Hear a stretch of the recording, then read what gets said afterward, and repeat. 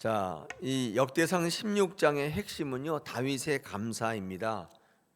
오늘 이 시간에 진정한 감사가 어떤 것인지 우리 오늘 성경 본문을 통해서 우리에게 말씀하시는 하나님의 음성을 같이 나누겠습니다. 다윗은요 얼마나 감사했을까요? 이스라엘을 통일케 하시고 또 하나님의 법궤를 이제 가져다가 정한 위치에 놓고 다윗성에 놓게 하시고 이런 모든 과정을 통해서 그간의 모든 고생과 힘들었던 것이 다 보람이 되는 순간이었습니다. 그래서 다윗은 하나님께 정말 감사하고 싶었던 겁니다. 자, 그렇다면 오늘 이 시간에 우리가 감사란 이야기를 참 많이 하잖아요. 근데 그 감사는 어떻게 하는 것인가? 이 감사가 기독교 용어인데요. 하도 많이 하다 보니까 나는 감사해, 나는 감사해 이렇게 많이 하잖아요. 근데 우리 어제도 어떤 그 얘기에 대해서 정확한 얘기 했잖아요. 그 하나님 앞에 드리는 많은 것들 가운데 마음을 드린다. 어떻게 드리느냐? 제가 말씀을 드렸잖아요. 근데 사실상 성경에 나오는 그런 용어들을 여러분의 삶에 적용할 수 있는 언어로 바꿔주는 게 굉장히 중요한 목회의 한 방향이라고 생각이 돼요. 주님 제 마음을 받아주세요. 이런 말 참 많이 하고 주님 참 감사합니다. 이런 말 참 많이 하는데 그게 진짜 하나님이 받으실 만한 마음이요 감사인지는 알 길이 없어요. 그러니까 우리가 이 말과 이 마음 있잖아요. 이거 굉장히 중요하긴 한데 정말 하나님이 받으시는 내 마음이고 내 감사일까 한번 생각해 보실 필요가 있는 거죠. 어제는 제가 마음을 드린다는 것에 대한 정의를 한번 얘기했고 오늘은 그러면 감사는 어떻게 하는 걸까? 하나님은 우리의 감사를 어떻게 받아주실까? 나만 하나님 감사합니다 그러면 감사하는 건가요? 물론 말과 마음으로 감사하면 좋죠. 근데 그게 귀한 건데 그렇게 감사하면 받아주실까? 이런 말로 마음으로 하는 감사는 어떤 의미에서는 얼마든지 할 수 있죠. 예. 근데 그것을 하나님께서는 진정한 감사로 여기실까? 고마워하는 마음이 진정한 감사일까? 한번 예를 들어보면 여러분 진정한 사랑의 고백이 있다고 칩시다. 그 사람이 어떤 사람에게 이렇게 그 사랑의 고백을 했는데 그 사랑의 고백이 그 사람에게 진정한 사랑으로 전해지려면 어떻게 하면 될까? 그게 그 고백만으로 가능할까? 여러분 물론 고백은 반드시 있어야 합니다. 그러나 이 사랑의 고백이라는 것은 사랑을 전달하는데 필요 조건이지 충분 조건은 아니에요.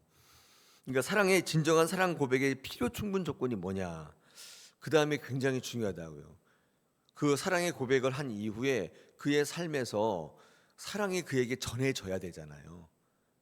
그럴 때 진정한 사랑으로 받아들여지는데 여러분 어떻게 해야 될까요? 자주 찾아가서 만나야 되고 맛있는 것도 사줘야 되고 어떤 어려움이 있을 때 그와 함께 있어야 줘야 되고 그리고 뭐 사랑해 보셨어요 아시잖아요. 그 많은 것들이 뒤따라가요. 그때 최종적으로 상대방이 저 사람이 나를 사랑하는구나를 피부로 체감해서 그 다음에 나타나는 모든 열매가 맺게 돼요. 성경적 예를 한번 들어본다면 누가복음 17장에 10명의 나병 환자가 있습니다. 근데 이 중에 다 나병이 났단 말이에요. 하나님 예수님의 은혜를 입어서. 근데 감사했던 한 명의 나병 환자가 있는데 그가 하나님께 감사해. 근데 10명 중에 다 감사했겠죠. 감사하지 않은 사람이 어디 있어요? 그 나병이 걸려서 죽게 되었는데 주님께서 값없이 은혜로 다 고쳐주셨단 말이에요. 얼마나 감사해요. 근데 그 중에 감사하는 사람은 딱 하나였다고 성경은 기록하고 있어요. 아니 다 감사했다니까요. 너무 고마웠다니까요. 너무 기똥찼다니까요. 근데 다 감사했구나 이렇게 얘기하지 않고 한 명만이 감사했다고 하는데 그 감사의 사람은 어떻게 그의 감사가 드러났길래 주님이 너만 감사했구나 이렇게 얘기하시는 걸까요? 성경을 읽어보면 이렇게 나타납니다. 하나님께 영광 돌림으로 즉 주께로 다시 돌아옴으로. 야 낫다 다 낫네. 이제부터 내가 못할 일을 이제부터까지 내가 못했던 일을 하자. 가족들 만나자. 여행 가자. 이렇게 간 게 아니라 하나님께 영광을 돌리기 위해서 주께로 돌아왔다는 거예요.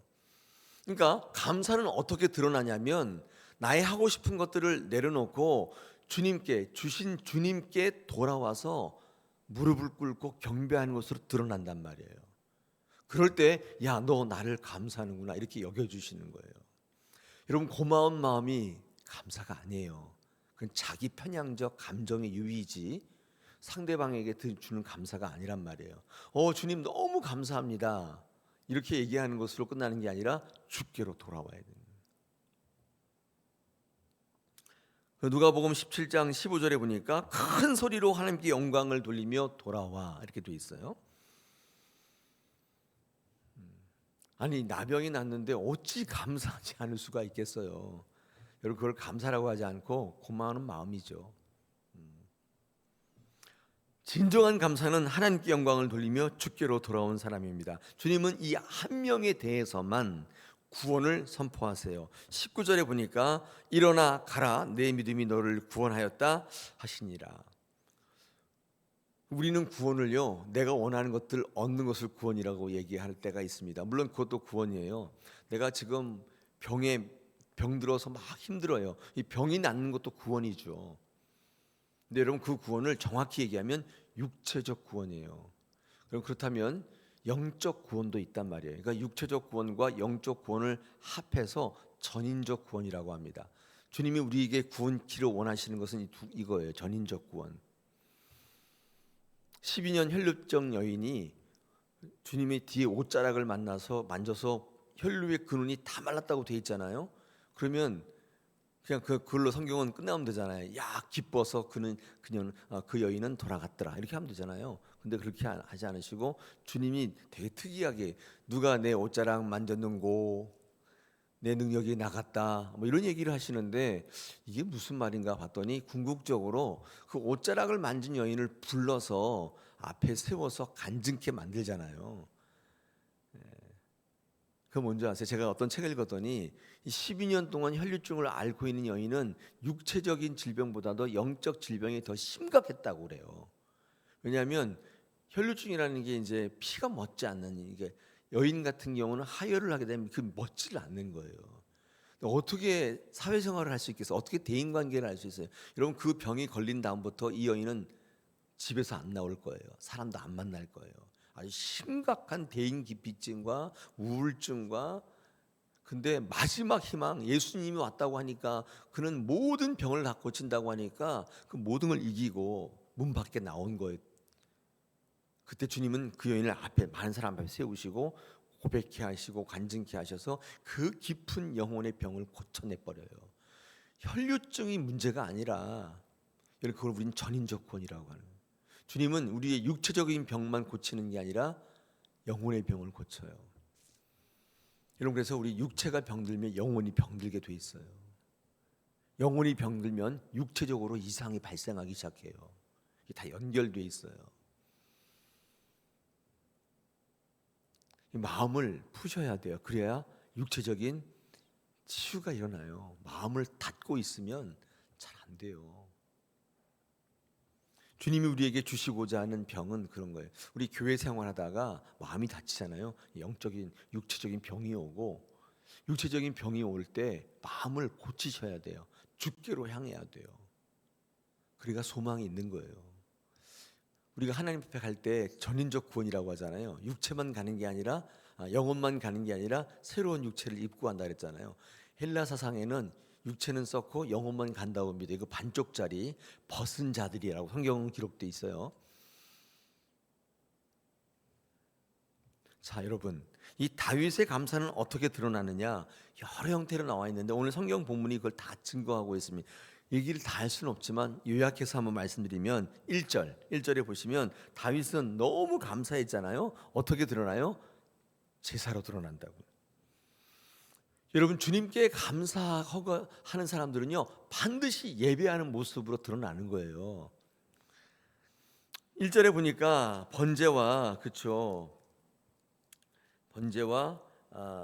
화목제를 드렸다고 돼 있잖아요. 이 다윗은 너무 감사했는데 여러분, 그 감사가 하나님 앞에 어떻게 드러났냐면 제사하는 것으로 드러났단 말이에요.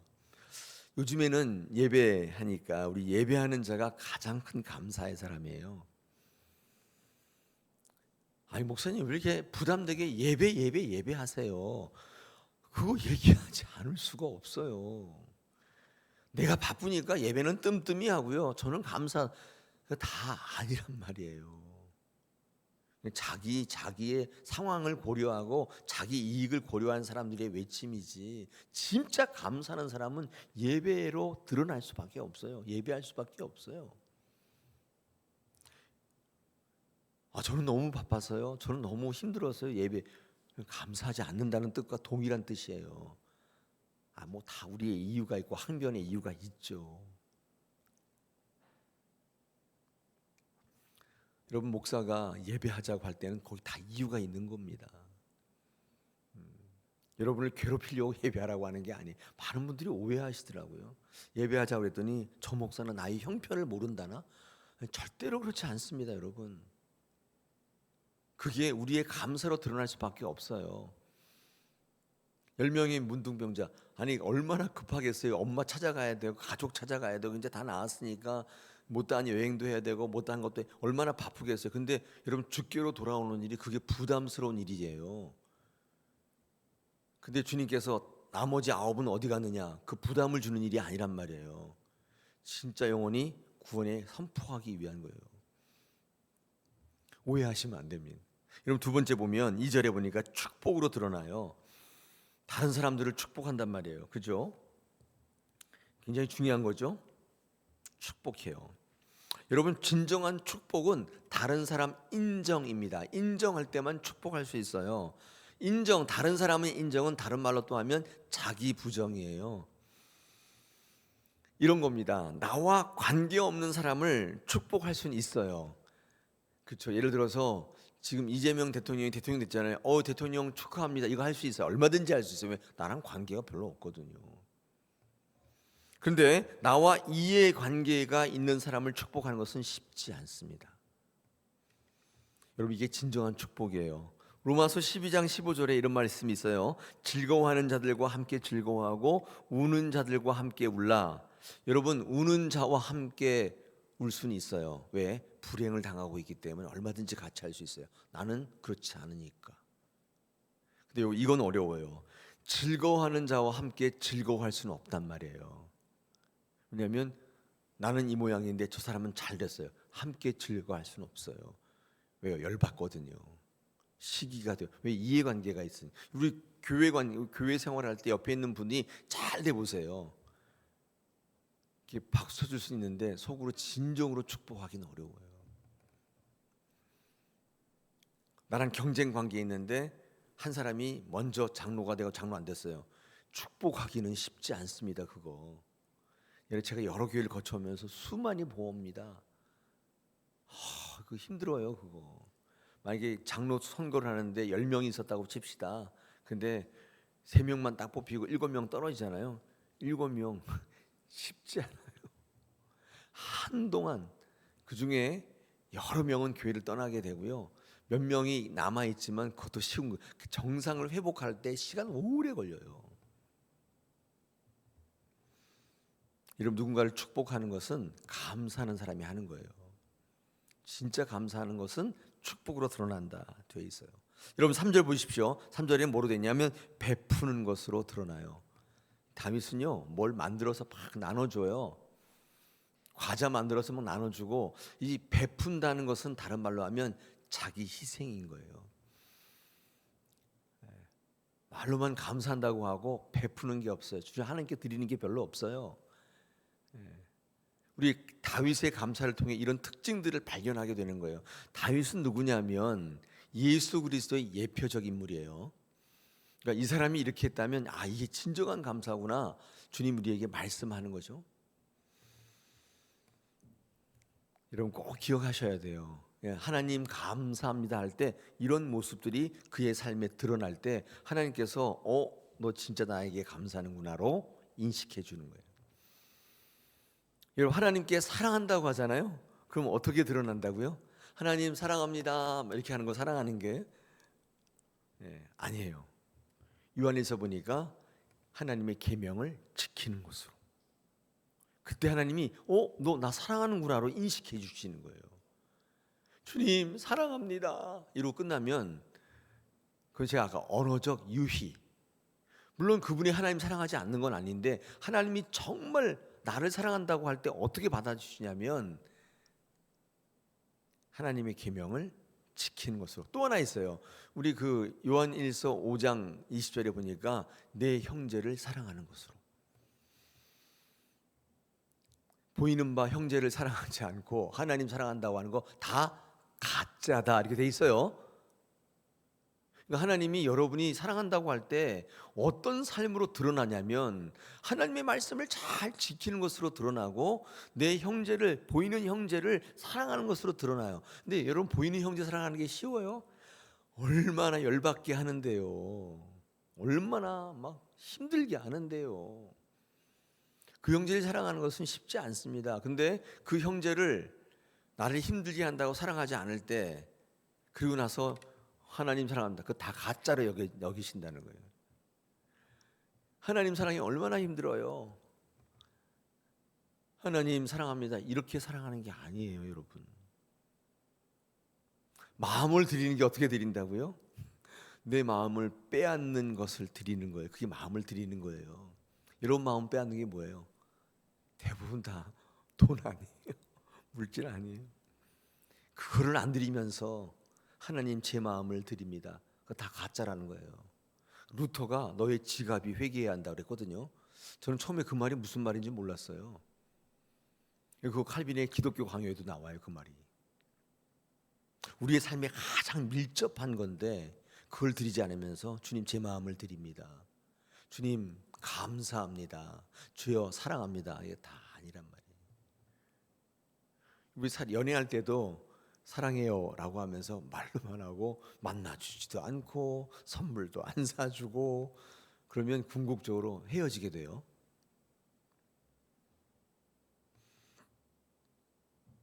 제가 이제 다윗의 감사의 시가 나오잖아요. 지금 여러분 교독하셨는데 쭉 읽어보니까 거기에 다윗의 감사의 마음이 잘 드러나는데 몇 가지만 한번 얘기해 보면 10절 같은 데 보니까 자랑하는 것으로. 여러분, 자랑이란 말은 좀 표현이 그런데 전도예요. 전도. 그죠? 전도입니다. 전도. 10절에서 자랑하라. 11절에 보니까 뭐 얼굴을 찾는 것으로, 또 13절에 보니까 하나님의 법도를 기억하는 것으로, 이게 다 감사의 그의 표현들이에요.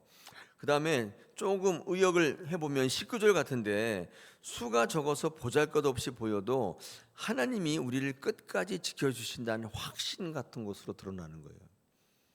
이게 다 하나님께 감사하는 마음이에요. 하나님을 기억하는 거, 또 그죠? 그 다음에 하나님을 자랑하는 거, 전도하는 거, 이게 다 감사의 마음이 드러나는 우리의 삶의 표현들입니다. 여러분 주목하십시오. 하나님 감사합니다 이런 마음을 갖지 않는 사람은 없어요. 근데 하나님이 받으실 만한 진짜 감사는 어떤 것이냐, 오늘 성경에 다윗의 감사의 속에서 잘 드러납니다. 자, 마지막으로 하나 더 묵상할 게 있다면 여러분 38절과 39절에 하나님이 파격적인 인사가 드러나 있습니다. 이게 무슨 말이냐, 하나님께서 이 성전을 섬길 사람들로 사람을, 레위 사람들을 세웠다고 그랬잖아요. 찬양하는 사람들을 뭐 아삽과 헤만과 또 뭐 이런 사람들을 세웠잖아요. 근데 오벳 에돔의 이름이 눈에 띄어요. 오벳 에돔은 누구냐면 노예입니다. 노예. 오벳 에돔은 이스라엘 사람이 아니에요. 노예. 그러니까 베스메스는 거기에 그 지세상들이 모여 사는 동네이고요. 기럇 여야림은 노예들이 모여 사는 동네예요. 거기에 이 하나님의 궤를 20년 동안 이렇게 지켰던 사람, 오벳 에돔. 이 가문이, 이 노예 가문이 이 레위 지파를 제외한 나머지 12지파, 11지파도 감당할 수 없었던 하나님의 성전의 문지기로 발탁돼요. 파격적 인사죠. 레위 지파만 할 수 있는 거예요. 근데 그 엄청난 세월을 다른 사람 하나도 안 하겠다고 했던 그 법궤를 지켰던 그 노예의 가문 오벳 에돔, 그 집을 문지기로 발탁하는 것을 볼 수 있습니다. 여러분, 하나님은 레위 지파를 꼭 쓰는 게 아니라 하나님께 감사했던, 하나님 앞에 감사한 게 어떻게 드러나냐면 다른 사람이 하나도 안 한다고 하는 것을 그 사람이 감당해요. 하나님 그거를 감사로 보시는 거예요. 그 노예의 집안을 성전 문지기로 발탁한 또 하나 있어요. 여기 39절에 보니까 여기 39절에 이 제사장 사독이 나오잖아요. 근데 이 사독과 그의 형제 제사장들에게 어떻게 파교 인사를 했냐면 기브온 산당에서 하나님의 성막 앞으로 옮겨 버려요. 그러니까 이 사독은 어떤 제사장이냐면 기브온의 제사장이었던 거예요. 근데 하나님의 앞에 잘 섬기고 이 솔로몬을 돕고 했더니만 어떻게 해요? 싹 옮겨요. 다윗을 잘 섬겼어요. 그래서 하나님을 섬기는 제사장으로 자리를 옮겨요. 여러분, 그래서 이 시온이라고 하는 게 기브온의 산당에 있었던 자리인데 나중에는요 다윗이 하나님의 성전을 모시는 산당으로 그 산당을 바꿔요. 시온은 원래 하나님의 성전이 아니에요. 거기 성지가 아니란 말이에요. 근데 감사하는 사람들 바꿔요. 자, 오늘 이 시간에 우리 역대상 16장이 우리에게 주는 메시지는 확실합니다. 어떤 게 감사냐? 저는 목회하면서 성경 읽으면서 여러분에게 진정한 목적이잖아요. 정말 하나님이 원하시는 것을 전해드리고 싶어요. 여러분 마음이면 되죠. 여러분 형편이 그런데 어떻게 그렇게 하실 수가 있어요? 그냥 그렇게 하세요. 이거 아니란 말이에요. 하나님 받지 않으세요. 성경 읽어보세요. 그대로 드러나 있어요. 사랑한다면 하나님 말씀을 지키셔야 돼요. 사랑하기 어려운 여러분의 형제를 사랑하셔야 돼요. 그게 하나님 사랑이고요. 감사하다면 제가 지금 말씀드린 것처럼 하나님께 예배하는 것으로, 축복하는 것으로, 베푸는 것으로 드러나셔야 되고, 진짜 그렇습니다. 많은 분들이 여러분의 삶을 이해한다고, 여러분의 형편을 이해한다고 그냥 마음이면 된다고 고백하셨으면 됐죠. 절대 아니에요. 여러분의 감정의 유희고 언어의 유희로 끝나요. 이렇게 예수 많이 믿는데도 진짜 구원이 일어나는 게 왜 적은가, 우리 이런 부분에서 확인할 수가 있습니다. 우리 기왕 신앙 하는데, 예수 믿는데 여러분의 기준을 가지고 그렇게 할 필요가 있나요? 하나님의 기준이 무언가를 잘 연구해서 이게 하나님이 원하시는 것이구나, 그 삶으로 돌아서서요. 힘드니까 그냥 내가 이 정도 하면 됐다고 생각했으니까 나중에는요 아무것도 아닐 수 있어요. 우리 마태복음 7장 20절 오래간만에 얘기하는데 주여 주여 하는데 갔는데 하나님 널 모른대요. 이상하다. 나 예배 잘했는데요. 저 주의 이름으로 귀신도 내쫓았는데요. 그랬더니 주님께서 뭐라 그래요? 이 불법을 행하는 자야. 그 무슨 말이냐면 네 나름대로 하지 않았냐? 내가 언제 그걸 원했냐? 이렇게 굉장히 중요한 겁니다. 마지막에 가서 버림받는다, 그런 얘기가 성경에 나오죠. 에베소서 나오고 히브리서에도 나와요. 나중에 다 네가 떠내려야 할 거를 걱정해라. 많이 선생되지 마라. 오늘 이 말씀을 가지고 우리 기도하겠습니다. 기도의 제목이 충분하죠? 충분합니다. 주님, 제가 오늘 이 아침에 신앙을 돌아봅니다. 다윗이 감사했다고 하는데 오늘 말씀의 주혜를 통해서 그가 어떻게 감사가 드러나는지를 묵상했는데, 주님, 저는 죄송한데 말로만 하고 고백만 했습니다. 예배하기에 누군가를 축복하는데 주님 앞에 내어놓는데 참 인색했습니다. 저는 말로만, 마음으로만 하면 충분한 줄 알았습니다. 그래서 이제까지 이렇게 신앙해 왔는데 마음을 드린다는 게 그런 거였군요. 전 잘 몰랐습니다. 내 마음만 드리면 된다고 생각했습니다. 우리 이 시간 같이 한번 기도하겠습니다. 주님,